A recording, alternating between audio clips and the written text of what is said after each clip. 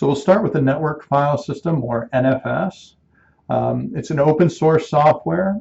You commonly find in production use right now versions 3 and version 4. Version 4 variants are the current production version out there, the most current. PNFS has been discussed for many years, parallel NFS, but mostly you're going to find single node deployment NFS out in the production environment. So you have a single node implementation, typically one server. And you see here from the arrows, all of those that server talks to all of the clients, right? So if I have a cluster, and on that cluster I have lots of compute nodes, an NFS client will be running on those compute nodes. And then you have the daemon that runs on the server itself. So there's one server. You might potentially have additional disk chassis that cable off of that server, but effectively there's one CPU, one operating system, one server that may or may not have additional disk chassis connected to it. And often, to be able to be an actual file server, it's going to need the capacity of multiple disks, and those disks will be in some sort of a RAID redundant array so that you can lose multiple disks. If that's not the case and losing a single disk, you've got a very risky situation in your NFS server. So you'll see most of them have some sort of redundancy on their disks.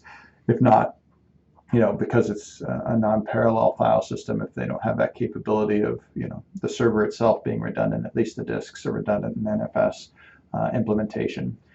Scalability depends highly on the tuning. And that also varies, of course, on the hardware itself. So a slower system in terms of network, or with less RAM for buffering, or a CPU that's not able to handle as many daemon threads simultaneously, will hit various bottlenecks. Again, what do we talk about in terms of scale? It's how fast that server, not scale in terms of capacity. Conceptually, we could daisy chain lots and lots of disk chassis off of a single NFS server. But scalability here is in terms of how many clients can be actively supported. So how many compute nodes running an NFS client can simultaneously be given access to those data files. And that's where we wind up hitting the bottlenecks with the network file system. It does very well up in the hundreds of active clients in most deployments. Beyond that, you really have to have some exceptional tuning, and it gets very hard to serve in the thousands of clients. So in the hundreds, you'll see very often, are in the tens of servers, very common. But beyond that, you need some expertise, and then you really have to start optimizing hardware and the rest of the operating system to get every potential additional percentage of performance out of that.